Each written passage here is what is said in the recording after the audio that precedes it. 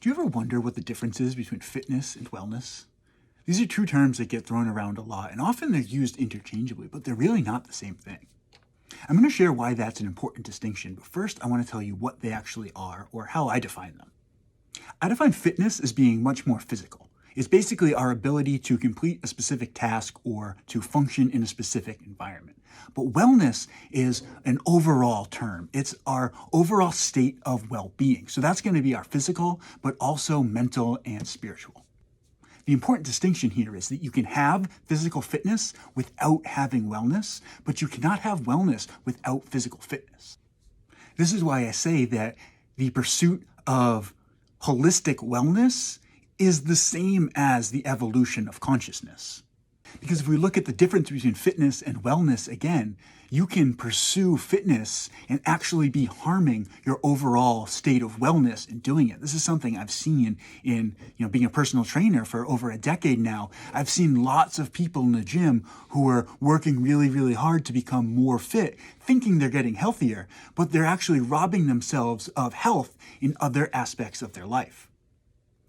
For example, if all you're trying to do is get lean and maybe a little bit faster when you run, you're going to be robbing yourself of health in different aspects. If maybe you're not eating enough, you're not bringing enough calories, you're not sleeping, you're overtraining, all these different aspects of life where you're not thinking about your holistic wellness. You're not thinking about the big picture. But when you start to look at the big picture, the choices that you make change.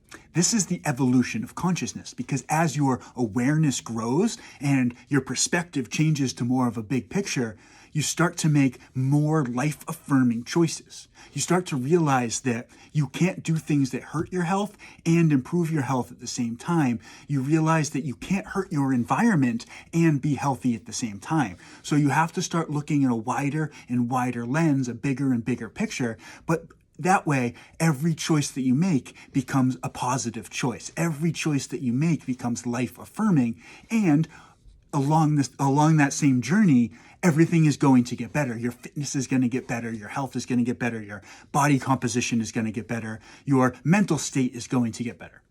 And then with each improvement that you make, you start to improve different parts of your life.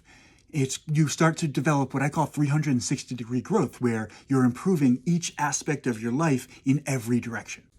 And as you do this, it gets harder and harder to make the poor choices, because now you're making choices from a place of love for yourself and love for others, rather than just trying to get something, trying to accomplish something, trying to become something. And then when you're making these choices from a higher perspective, from a higher level of awareness, when you're making these choices from love and from wanting to do what's best for yourself because you love yourself, it becomes so sustainable. Because the idea of doing things that don't support you just doesn't even make sense anymore. So if you feel like you're lost on your fitness journey, if you just don't have the energy to keep going, if it feels like no matter what you're doing, you just can't get ahead, maybe try thinking in terms of holistic wellness instead of just fitness. Because when you want what life wants, things get a lot easier and the journey becomes a lot more sustainable.